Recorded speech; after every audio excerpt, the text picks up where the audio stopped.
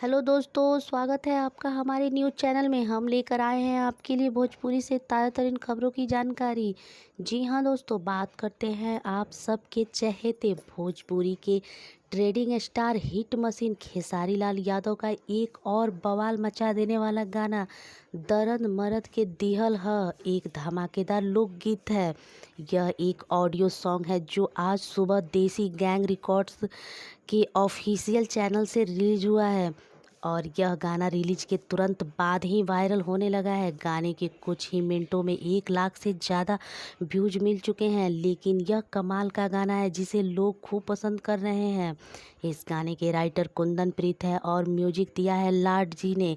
इस गाने का वीडियो भी बड़े महंगे बजट के साथ बनाया जा रहा है, जिसे खेसारी लाल यादव के साथ किसी बॉलीवुड अभिनेत्री को कास्ट करने की बात चल रही है। खबर है कि जल्द ही गाने की शूटिंग की जाएगी।